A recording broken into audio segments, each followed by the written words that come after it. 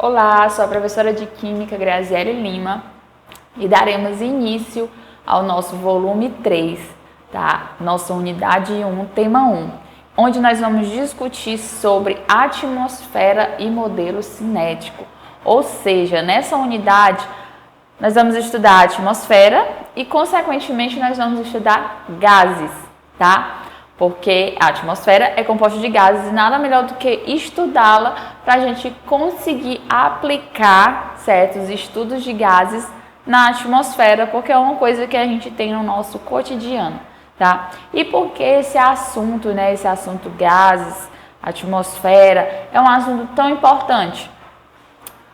Além da atmosfera manter, a nossa vida, nossa qualidade de vida, conseguirmos respirar e até mesmo em relação ao calor na superfície terrestre, a gente consegue aplicar esses conhecimentos, a gente consegue aplicar em teorias mais químicas, teorias mais específicas, como no caso que é esse modelo cinético dos gases, o comportamento dos gases, as leis dos gases, os fatores que interferem, pressão, temperatura, velocidade do movimento dos gases e tal. Então, é um assunto muito importante, um assunto muito rico, tá?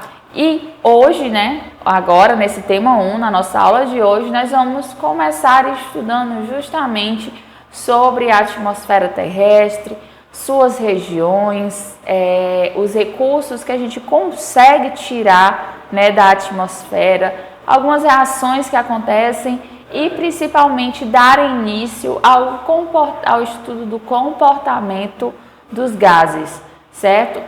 Então, a atmosfera, ela não é homogênea, tá? Ela é composta cerca de 80% dos gases que compõem a atmosfera, ela está na região mais baixa. E essa região mais baixa é justamente o que se chama de troposfera. Então, nessa primeira faixa, que é a região que está mais próxima à superfície terrestre, nós temos a troposfera. Então, a troposfera ela vai de superfície terrestre até 15 quilômetros de altura. E é nessa região, mais próxima ao solo, que nós temos a maior concentração de gases, tá? Dos gases da atmosfera nós temos essa maior concentração. Se vocês verem aí nessa figura do nosso slide número 2, vocês podem observar, que o Monte Everest, por exemplo, ele tem uma altura de 8.848, 8 quilômetros, quase 9 quilômetros de altura. Então, a troposfera ainda vai além do Monte Everest, Então, a concentração de gases está justamente nessa região. Mas, professora, eu já ouvi falar, por exemplo, quando a gente está escalando montanhas, ou usando o próprio Everest como exemplo, quando os escaladores, alpinistas vão ao monte, sempre se fala no que a gente chama de atmosfera rarefeita. O que seria então essa atmosfera rarefeita? É quando nós temos uma menor concentração de gases. Como assim? A partir do momento, quanto mais se sobe, quanto mais acima da atmosfera, menor vai ser a concentração de gases, tá? O ar ele vai ficando, que a gente chama, mais rarefeito, que é justamente essa falta de gases naquela região, tá? Então, quanto maior a altitude, menor a quantidade de gases e mais rarefeito vai ser esse ar, tá? Então, por exemplo, no Monte Everest, quanto mais alto você sobe no Monte Everest, mais dificuldade o alpinista ele vai tendo de respirar, justamente por cada vez mais, ele está aumentando ali a altitude, cada vez mais o ar vai ficando mais difícil de ser encontrado, o ar vai ficando mais rarefeito. E acima da troposfera, o que é que nós temos? Nós temos a estratosfera, que vai da troposfera, a parte da troposfera até 50 quilômetros acima, tá? 50 quilômetros de altura. Nela concentram mais aí 19% dos gases da atmosfera, ou seja, juntando troposfera e estratosfera, nós já temos aí 99% dos gases que compõem a atmosfera aí, tá? E essa estratosfera é muito importante porque é nela que nós temos o gás ozônio. O gás ozônio ele é justamente responsável, né, por proteger a Terra da radiação ultravioleta que provém do Sol, né?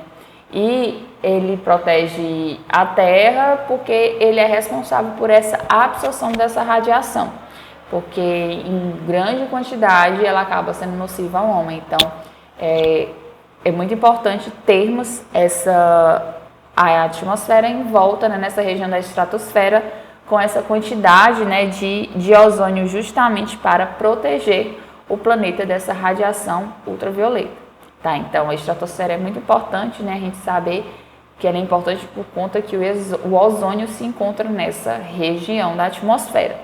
E acima da estratosfera nós temos aí uma faixa que se estende a 80 quilômetros acima, né, da estratosfera, nós temos a mesosfera, tá? É nessa região onde os corpos celestes, né, que entram em órbita na Terra, eles já sofrem a ação do atrito, né, e justamente nessa região aí que já impede, né, dependendo do tamanho do corpo celeste, ele já é vaporizado, tá, nessa região. E acima da mesosfera, que vai da região final da mesosfera até 800 quilômetros acima, nós temos o que a gente chama de ionosfera. Nessa ionosfera é justamente a região que é formada, né, pelo que a gente chama de o quarto estado da matéria, né, que é formado por plasma, que é um conjunto de átomos, elétrons e íons, que se assemelha, por exemplo, né, ao plasma da TV de plasma, né? No caso, essa região ela é muito importante porque por conta que é nela que as ondas de rádio se propagam a grandes distâncias, né? Então, para a comunicação, essa região da ionosfera ela é muito importante, justamente por conta disso. E é nessa região da ionosfera também que nós conseguimos ver um efeito muito importante, que no caso são as auroras boreais, né? Também é vista nessa parte. Então, nós temos o quê? Nós temos a troposfera, que é a região onde tem a maior quantidade de gases. Nós temos a estratosfera, que é a região onde nós temos a camada de ozônio. Nós temos a mesosfera, que é a região responsável ali pelos atritos dos meteoros. E nós temos a ionosfera, que é a maior, né, no caso, a maior parte da nossa atmosfera, que é justamente onde nós temos ali os serviços de comunicação, tá? A propagação das ondas de rádio, né, de satélite e tal. E aí a atmosfera é dividida nessas quatro partes: troposfera, estratosfera, mesosfera e ionosfera, tá? Então ela tem essas 4 regiões, tá bom? E aí, o que acontece? Essa atmosfera é totalmente formada por gases, né? E consegue-se fazer a separação desses gases para que eles possam ser utilizados em diversas áreas humanas, como medicina, indústria e entre outras, tá? Então, conseguimos obter recursos da atmosfera, porque ela é formada por 78% formada por nitrogênio, tá? Às vezes a gente pensa, o oxigênio é o gás que mais forma a atmosfera e tal. É o gás que a gente utiliza para respirar, mas não necessariamente a atmosfera é formada em maior quantidade por ele, tá? Então, a atmosfera, maior quantidade de do gás que se encontra na atmosfera é o nitrogênio, seguido do oxigênio, que é 21%, e os outros gases, 1%, sendo que esses outros gases, a maioria que compõe é o argônio, tá? Que é um gás nobre, se vocês lembrarem aí nosso volume 2, tá? Então, do ar atmosférico, nós conseguimos, né, se consegue obter gás oxigênio, gás nitrogênio, gás argônio. Isso tudo por meio de destilação fracionada. Eu sei que vocês viram isso lá no volume 1, processo de separação de fases, né? Destilação fracionada, né? Esse processo, ele ocorre pelas seguintes etapas, né? o ar, né, começa com o ar sendo purificado por filtração, tá? Então, o ar captado, ele acaba passando por filtros, onde será retirado as impurezas sólidas, aquele material particulado que está na suspensão ali gasosa, tá? Depois, esse ar é levado para um compressor, onde ele é comprimido e borbulhado uma solução de hidróxido de sódio. Essa solução de hidróxido de sódio, ela serve para se retirar o CO2 que está ali misturado. Então, se vocês olharem no slide 4, nós temos justamente a reação, certo, do hidróxido de sódio com o dióxido de carbono, formando carbonato de sódio e água. Tá? Então, essa adição de hidróxido de sódio serve justamente para retirar todo esse CO2 aí que está também misturado com esses gases que são do interesse da indústria, tá? E aí esse gás ele é novamente comprimido e a água que existe nele, né? Porque querendo ou não, na atmosfera nós temos o vapor de água, né? A umidade do ar. E aí por esse processo de compressão consegue se retirar a água que está ali misturada com esses gases. E aí o que é que vai acontecer? Esse ar comprimido ele vai passar por trocadores de calor, tá? E ele vai ser resfriado a mais ou menos 185 graus, que acaba, né, liquefazendo esse gás, tá? E vai para a torre, né, para a coluna de destilação, né, destilação fracionada. Essa torre de destilação, ela é mais ou menos parecida com a torre de destilação, por exemplo, do petróleo. Como é que funciona essas torres de destilação fracionada? Por diferentes pontos de ebulição daquele material que a gente colocou. Se nós temos uma mistura, essa mistura vai ter diferentes pontos de ebulição. Então, por isso que a gente chama de destilação fracionada, porque nós vamos conseguir tirar por frações, e essas frações são divididas justamente pela essa temperatura de ebulição, certo? Então, nessa torre de destilação, o nitrogênio, ele apresenta uma temperatura de ebulição baixíssima, eu acho que é na escala de menos 180 por aí, certo? Então, ele vaporiza e sobe pela coluna, deixando o ar líquido enriquecido de oxigênio. Então, a gente consegue já retirar o nitrogênio, certo? E acaba ainda ficando o ar enriquecido por oxigênio, tá? E esses gases que são separados, eles são engarrafados sob pressão no estado líquido e comercializados.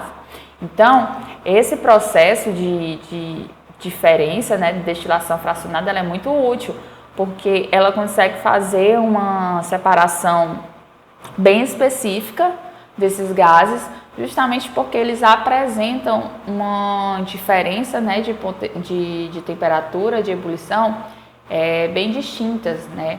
Então, nós temos aí conseguindo separar nitrogênio, oxigênio e argônio, tá? Então, é assim que se utiliza o ar para conseguir ter, né, esses três gases que são bastante e muito utilizados, principalmente na área da saúde.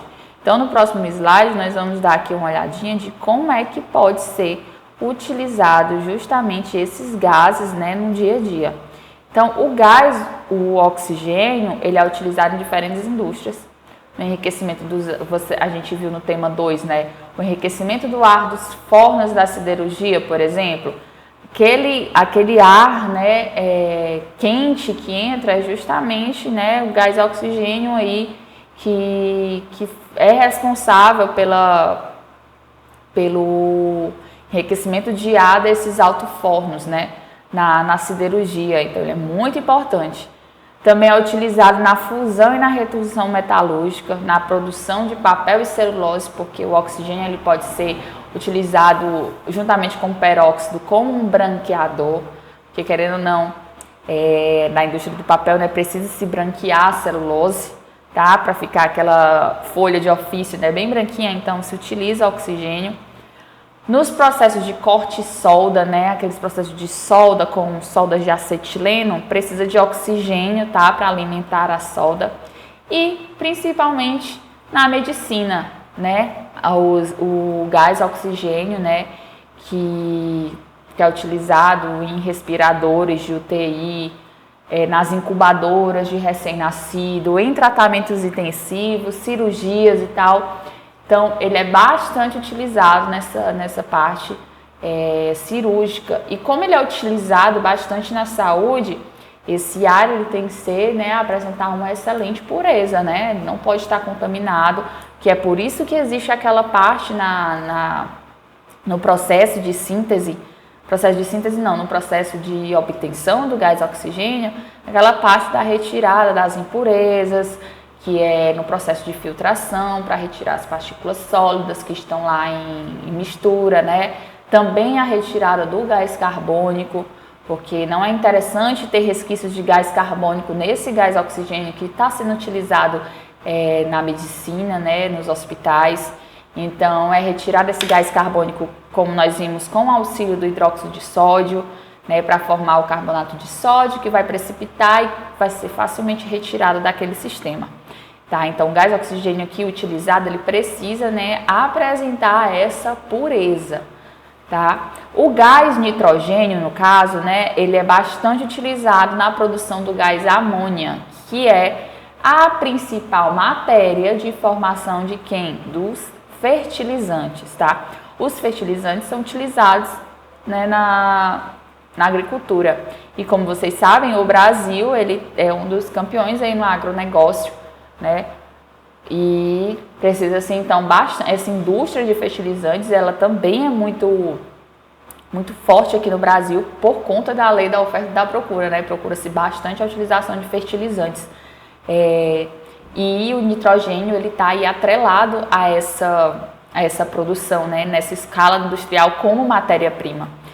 E por ser pouco reativo, ele também é utilizado em tanques que armazenam líquidos explosivos, porque o gás nitrogênio é um gás bastante, ele é um gás frio, né? Ele consegue resfriar esses líquidos explosivos, né?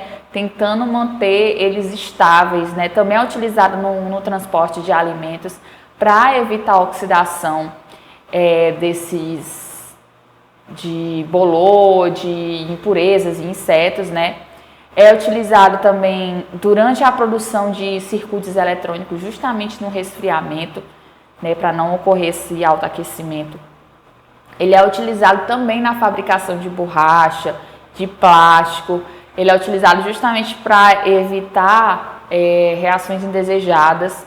Ele é utilizado na conservação de células reprodutivas, que, por exemplo, né, de seres humanos e animais, né? Quando se vai guardar sêmen ou óvulos, né, de humanos ou de animais para futuras reproduções, são guardados e conservados em criogenia, que é justamente utilizando tanques, né, de nitrogênio, ou seja, um sistema bastante resfriado, que é para guardar essas células reprodutivas sem problema nenhum. Vale salientar também que o nitrogênio, ele é um gás que também precisa de muito cuidado. Por quê? Porque ele é utilizado também na produção de explosivos, como, por exemplo, de TNT. Né? Então, quando se compra nitrogênio, por exemplo, de outro estado ou de outro país, precisa, no caso, de autorização do Exército para conseguir fazer essa compra. Então, não é um material que se compra com bastante facilidade, tá? Como, por exemplo, gás oxigênio, facilmente se compra gás oxigênio. Agora, quando você vai comprar gás nitrogênio ou produtos provindos de nitrogênio, tem todo essa burocracia, essa legislação aplicada sobre ele, certo? Já o gás argônio, ele também é obtido nessas torres de fracionamento de ar, certo? E ele é utilizado como gás protetor de solda e principalmente na indústria de lâmpadas de tubos luminosos. O argônio ele é bastante utilizado nessa parte de lâmpadas fluorescentes, certo? E com exceção do hélio, que é obtido como gás natural, no qual se apresenta maior concentração, né, os outros gases nobres, como argônio, criptônio, xenônio, também estão aí sendo obtidos pelo fracionamento do ar atmosférico. Então, nós vimos lá no volume 2, estudamos sobre os gases nobres. Os gases nobres são gases bastante estáveis. Então, esses gases, eles são utilizados no que a gente chama de produzir uma atmosfera inerte. Então, tem certas partes da indústria que ela precisa ter uma atmosfera inerte, ou seja, uma atmosfera não reativa. Por exemplo, indústrias farmacêuticas, indústrias que produzem remédios, né? E às vezes eles precisam dessa atmosfera limpa, né? Que é uma atmosfera não reativa. Que no caso, utiliza-se justamente uma atmosfera com o argônio, com o criptônio, com o xenônio, que são gases, né, inertes, porque eles são gases nobres e estão estáveis, são encontrados de forma estável na natureza, tá? Então, com exceção do hélio, que vem do gás natural, a gente consegue se extrair esses gases nobres justamente dessas torres de fracionamento, tá? Então, e além dessa fonte, né, riquíssima de gás, né, que é utilizada em diversas partes, né, diversas áreas do cotidiano, ele também é fonte de energia, tá? A energia eólica, ela vem tomando, já chega aí a 10% da produção da energia brasileira, tá? E inclusive no Nordeste, como são regiões de grande incidência de ventos, né? O vento é justamente o ar atmosférico em movimento. Então, querendo ou não, antigamente se utilizava, né, no século X, eu acho, se utilizava nos moinhos. Já hoje em dia se usa-se nos parques, no que a gente chama de parques eólicos, para justamente a obtenção da energia elétrica vindo no movimento daquelas pares, né, daquelas grandes torres, né, de cataventos, entre aspas, né, e consegue se mover um gerador que consequentemente consegue fazer, né, a produção de energia elétrica. Então é uma energia renovável e no Nordeste principalmente que vem sendo bastante utilizada, né, hoje em dia. Então, do ar atmosférico nós conseguimos aí retirar inestimáveis produtos, né, como os gases e também como ainda produzir energia elétrica. E a atmosfera, ela não é importante apenas por isso, né? A atmosfera, ela tem uma grande importância, além de estar lá presente, né, os gases que a gente precisa para respirar, também está presente ali o ozônio que eu tinha falado para vocês ali na região da estratosfera, né, responsável pelo efeito estufa. Muitas vezes se confunde efeito estufa com aquecimento global, né? Acha que o efeito estufa é ruim. Não, o efeito estufa não é ruim. O efeito estufa, ele é necessário. O efeito estufa é o que é responsável pela temperatura do planeta Terra ter, em média, 15 graus Celsius. Se não existisse o efeito estufa, a temperatura da Terra seria em menos 21 graus, tá? Então, ou seja, nem água líquida existiria, né, se não existisse o efeito estufa. Então, o Sol emite, né, uma radiação que ele é recebida pela atmosfera. E aí, a atmosfera, né, os seus gases, eles conseguem refletir cerca de 30% dessa energia que veio do Sol, né? E 19% é absorvida pela atmosfera e os outros 51% passam para a Terra. Quando chega na superfície da Terra, né, ela é absorvida e depois essa radiação ela é emitida em radiação infravermelha, tá? E aí acontece um processo onde quando essa energia infravermelha ela sobe, né, uma parte consegue escapar da atmosfera, mas outra parte ela acaba ficando retida ali entre a atmosfera e a superfície terrestre. E é justamente esse calor que fica retido que é responsável por aquecer o planeta Terra. E aí esse efeito estufa é justamente vindo das estufas, o nome vem justamente das estufas de planta, onde acontece mais ou menos esse processo também. Então, o efeito estufa, ele é benéfico, ele é necessário. Só que o que é que está acontecendo? Está acontecendo o que a gente chama de aquecimento global. E esse aquecimento global, ele é justamente porque a concentração de gases na atmosfera, que são os gases do efeito estufa, ela está aumentando radicalmente devido à ação antropológica, ou seja, devido às ações do homem, tá? Como é que se aumenta a concentração de gases, né, na atmosfera? Principalmente na poluição causada por queimadas, né, causadas por carros, causadas por queima de combustível fósseis, causado pela pecuária, tá? Então, esse acúmulo de gases, além do necessário, faz com que o aquecimento, que era bom, se torne um pouco maior, né? Se torne além do que é necessário. Então, o efeito estufa é bom, mas ele potencializado já não é tão bom assim. Por quê? Porque pode ocasionar alguns problemas, como por exemplo, aumenta, né? O principal efeito é o aumento da temperatura média da Terra. E esse aumento da temperatura média da Terra pode fazer com que diversas regiões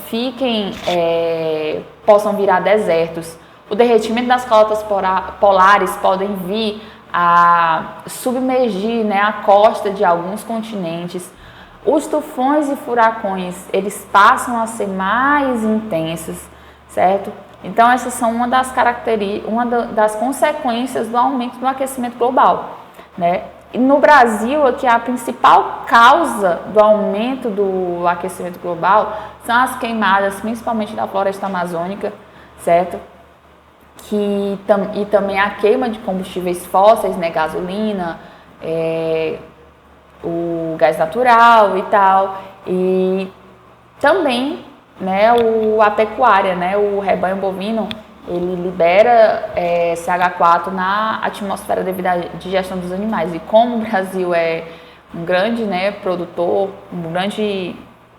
tem um grande poder pecuarista, então também é um motivo, né, aí de como o Brasil ele ajuda, entre aspas, a aumentar aí o aquecimento global. Então, se discute bastante sobre como é que se pode minimizar as ações que os países devem ter. As taxas de emissões de CO2, né, são padronizadas, então, justamente para evitar, né, o aumento ainda mais do aquecimento global. Portanto, para a gente conseguir entender melhor esses fenômenos que ocorrem na atmosfera, a gente precisa entender as leis que regem os gases e o modelo que explica esses gases. E existem duas variáveis que elas são muito importantes para esse estudo, que é justamente a pressão e a temperatura. Então, a pressão é a força que é aplicada por uma unidade de área. Então, se vocês olharem aí no slide número 7, nós temos, né, a definição de pressão. Pressão é igual a uma força sobre uma área, tá? No caso, né, eu tenho certeza que vocês já ouviram falar sobre pressão atmosférica. Então, pressão atmosférica é a pressão que os gases fazem, né? A pressão, ela é maior em regiões mais baixas, né, na região da troposfera. Por quê? Porque é nessa região onde tem uma massa maior de gases. A partir do momento que vai aumentando a altitude, a pressão atmosférica, ela vai o quê? Diminuindo, tá? Então, a pressão, por exemplo, no nível do mar é maior porque é uma coluna de ar maior, né, sobre a região do nível do mar. Mas em uma montanha, por exemplo, a coluna de ar que está exercendo, né, uma força sobre aquela região é menor. tá? E se é menor, a pressão atmosférica também vai ser menor, tá? Então, mais próximo do nível do mar, maior pressão atmosférica, mais acima nós temos uma menor pressão atmosférica. Isso tudo justamente pela concentração de gases que diminui, tá? Então, a pressão atmosférica ela é causada justamente por esse peso da coluna de ar sobre a superfície da Terra. E ela pode ser medida por um aparelho inventado lá em 1643 por Torricelli, né, que é um físico matemático italiano, que a gente chama esse equipamento de barômetro. E como é que esse equipamento funciona? Como é que ele é, né? Então, aí no slide 8, nós temos a imagem, né, de como mais ou menos funciona esse barômetro de Torricelli, tá? Então, ele é simples e tem uma grande precisão. Então, como mostra aí na figura, ele consta de um tubo graduado tem mais ou menos 1 metro de comprimento, certo? Que ele é preenchido por mercúrio, tá? O mercúrio é um metal líquido, tá bom? Ele é o único metal líquido à temperatura ambiente. E o que é que acontece? Quando se preenche esse tubo, Torricelli inverteu em um recipiente aberto que também já continha mercúrio. Quando o tubo é invertido, parte do mercúrio acaba escoando para esse recipiente aqui, que vocês estão vendo, até que a coluna seja equilibrada pela pressão que é exercida pela atmosfera. Olha aí a sacada dele, como foi inteligente. E aí, se vocês verem, a seta aqui em rosa, ela representa a pressão que é exercida pela atmosférica, que é justamente ela que equilibra essa coluna de mercúrio, tá? No nível do mar, o que foi que Torricelli observou? Que a coluna graduada atinge o valor de 76 centímetros, ou 760 milímetros. À medida que aumenta-se a altitude, essa coluna diminui, porque mais mercúrio desce para o recipiente, uma vez que essa pressão ela diminui, certo? Então, a nível do mar, acabou se definindo o quê? Que a pressão ela é igual a 760 milímetros de mercúrio. É justamente por conta desse experimento de Torricelli com mercúrio, tá? Que ele observou que a nível do mar, esse tubo graduado, ele fica aí numa altura de 760 milímetros. Como ele utilizou mercúrio, ele chamou essa unidade de medida de quê? Milímetros de mercúrio. E convertendo esse valor para ATM, que é o que a gente costuma utilizar aqui no Brasil, 760 milímetros de mercúrio equivale a 1 ATM, certo? Então, isso significa que a pressão exercida pela coluna de ar na superfície da Terra, no nível do mar, é igual à pressão exercida por uma coluna de mercúrio de 760 milímetros de altura. Deu para entender essa comparação? Então, pegou-se esse resultado e o transformou numa unidade de medida, tá? Então, a gente vai trabalhar bastante com ATM e milímetros de mercúrio, né? Então, lembre-se que a nível do mar nós temos uma pressão atmosférica de 1 ATM ou 760 milímetros de mercúrio. Esse milímetro de mercúrio vem justamente do experimento de Torricelli, né, que inventou o barômetro aí, né? Então, a gente falou da pressão e agora nós vamos falar de outro fator que influencia bastante nos gases, que é a temperatura. E é interessante que a gente costuma, né, as pessoas costumam confundir bastante calor com temperatura. O calor, ela é a energia térmica em trânsito que flui de um corpo de maior temperatura para um de menor temperatura. Já a temperatura, ela está relacionada ao estado de agitação das partículas que formam o corpo. Professora, não entendi. Então, vamos lá. Eu tenho um fogão por indução, né? E aí eu coloco uma panela de água com 1 litro e coloco outra panela de água do mesmo material, as panelas, tá? Com meio litro de água, né? E eu ligo esse fogão, né? De forma que aconteça um aquecimento igual, né? Com a mesma boca dessas duas panelas. Com o passar do tempo, Eu deixo lá, né, durante, por exemplo, 10 minutos. Se eu for medir a temperatura da água da panela de 1 litro para a panela de meio litro, qual é a temperatura que vai estar maior? No caso, a panela que vai aquecer mais rápido é a panela de meio litro, né? Porque tem uma menor quantidade de água aí. Mas o calor que foi fornecido foi o mesmo, né? Mas as temperaturas eram diferentes. Então, tá aí a diferença de calor e temperatura, né? Temperatura, a agitação das partículas naquele dado momento. Calor é a energia fornecida, né? A energia em transferência de um corpo de maior temperatura para um de menor temperatura, tá? Então, das escalas termométricas existentes, aqui no Brasil nós utilizamos a escala Celsius. Lá nos Estados Unidos utiliza a escala Fahrenheit, por exemplo. Mas a escala termométrica química, que nós dizemos, é a escala Kelvin, tá? Então, a escala Celsius é uma das mais conhecidas, né? Mas o que se utiliza, né, nos estudos químicos e físicos é a escala Kelvin, tá? A escala Kelvin, ela é a que a gente chama de escala absoluta, tá? E como eu consigo saber uma temperatura em Celsius e uma temperatura em Kelvin? Então, a temperatura em Kelvin é igual à temperatura em Celsius mais 273 unidades. Tá? Então, só aplicar nessa fórmula e pronto, nós temos a temperatura ou em Kelvin ou a temperatura em Celsius. Ok? Então, a gente agora estudou, né? Vimos esses dois, o que é pressão e o que é temperatura, justamente para a gente conseguir aplicar no modelo da cinética molecular, tá? Esse modelo ele surgiu no final do século XIX, quando já tinha uma teoria atômica bastante aceita e estava bastante difundido por toda a Europa, tá? E esse modelo ele procura explicar as propriedades macroscópicas dos gases, justamente pelas características dessas partículas que o compõem, né?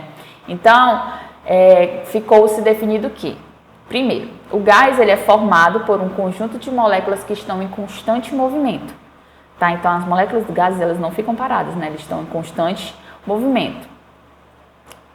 Definiu-se também que não há forças de interação entre essas moléculas, porque eles se movem de maneira tão rápida que não consegue haver uma interação entre elas, tá? Esse movimento ele é aleatório e desordenado, né? Não é uma coisa regrada, né? Ele é aleatório, tá? E o espaço entre as moléculas é muito maior do que o tamanho dessas moléculas. Então, é como se desprezasse o tamanho das partículas do gás, tá? E o volume de um gás, ele depende da quantidade do número de moléculas e não do tamanho dessas moléculas, certo? E as moléculas se chocam entre si e com a parede do recipiente que contém o gás.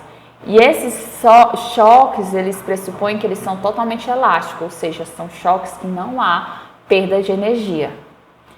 A velocidade média das moléculas do gases aumenta com o aumento da temperatura. Se fornece energia para o sistema, essas moléculas vão ficar mais agitadas, ou seja, vão se movimentar mais. Então, a velocidade média dessas partículas, ela também vai o quê? Aumentar. E a energia, né, se a velocidade média do gás aumenta, a energia cinética do gás também vai aumentar. E aí nós temos aí dois exemplos, né, sobre a interferência de temperatura e pressão no modelo cinético dos gases. Por exemplo, quando se vai a um posto de gasolina calibrar o pneu, né, pode-se observar que quando se adiciona ar, né, gera um aumento da pressão das paredes internas do pneu. Esse aumento da pressão é justamente ocasionado porque você está fornecendo mais moléculas de gás para aquele pneu.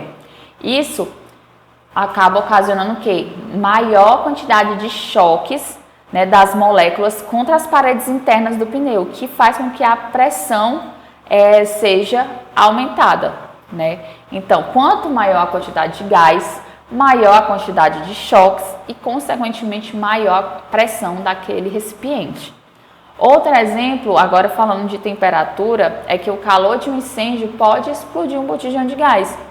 Mas como assim, professor, não está tão lá protegido e tal? Mas o calor, o que é que ele vai fazer? A gente falou que ele vai aumentar a velocidade média das moléculas.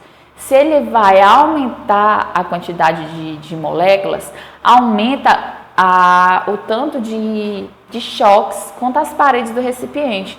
Vai chegar um momento que esse choque vai ser de tamanha rapidez e força, né, que vai acabar ocasionando o rompimento das paredes, pode ocasionar, né, o rompimento das paredes desse botijão de gás, certo? Então, aqui nós temos exemplos, né, empíricos de como esse modelo cinético ele funciona no dia a dia.